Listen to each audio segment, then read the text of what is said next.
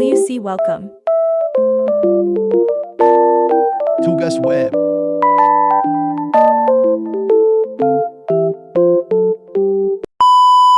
Perkenalkan, nama saya Dava.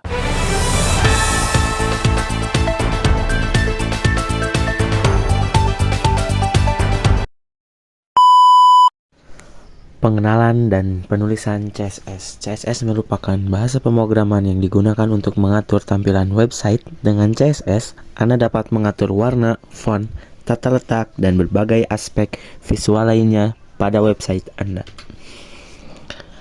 Apa itu CSS? CSS singkatan dari Cascading Style Sheets, merupakan bahasa pemrograman yang digunakan untuk mengatur tampilan website. CSS memungkinkan Anda untuk mengubah tampilan website secara keseluruhan, seperti mengatur warna, font, tata letak, dan lainnya. Memisahkan struktur dan tampilan. CSS memisahkan kode HTML yang menggunakan struktur konten dari kode CSS yang mengatur tampilan. Kontrol yang lebih besar.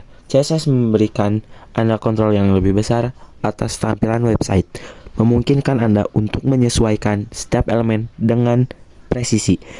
Dapat digunakan kembali. Kode CSS dapat digunakan kembali untuk berbagai halaman dan website, meningkatkan efisiensi dan konsistensi desain. Sintaks dasar CSS. Sintaks dasar CSS terdiri dari 3 bagian utama: selektor, properti, dan value. Selektor menentukan elemen HTML yang akan dipengaruhi oleh CSS. Properti, atribut yang ingin diatur pada elemen yang dipilih. Value, nilai yang diberikan pada properti untuk menentukan tampilan elemen.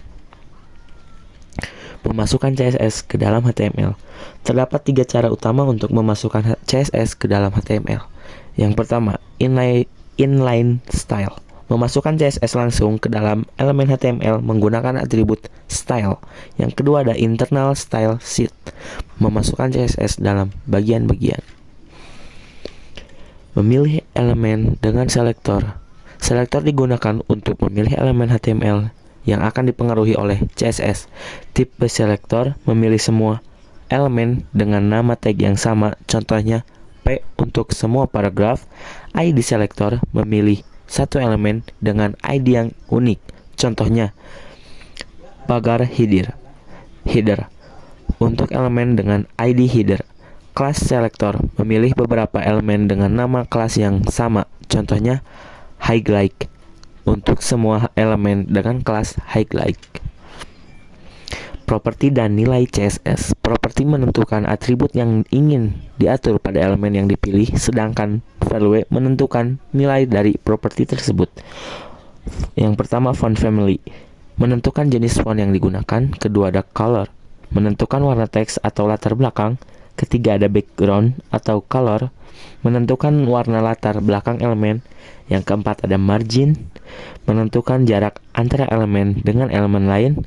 Yang kelima ada padding, menentukan jarak antara konten elemen dan batas elemen.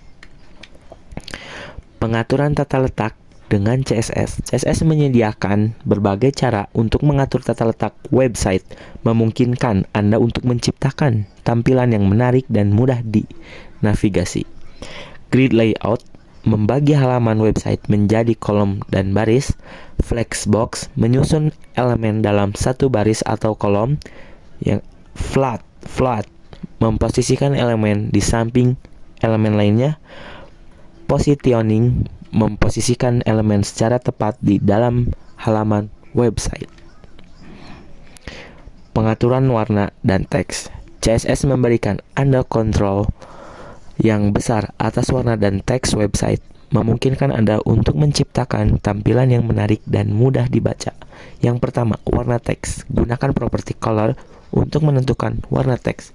Yang kedua ada warna latar belakang. Gunakan properti background color untuk menentukan warna latar belakang elemen. Yang ketiga ada font. Digunakan properti font family, font size, dan font weight untuk mengatur jenis, ukuran, dan ketebalan font. Yang keempat ada text alignment. Digunakan properti text align untuk mengatur perataan teks.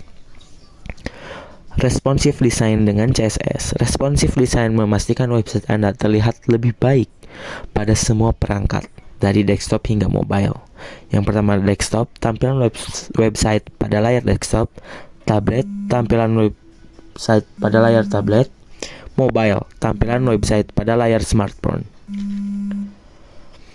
Teknik-teknik lanjutan CSS. CSS memiliki berbagai teknik lanjutan yang memungkinkan Anda untuk menciptakan efek visual yang kompleks dan interaktif. Yang pertama ada animation, kedua transition, ketiga media queries, dan keempat preprocessors.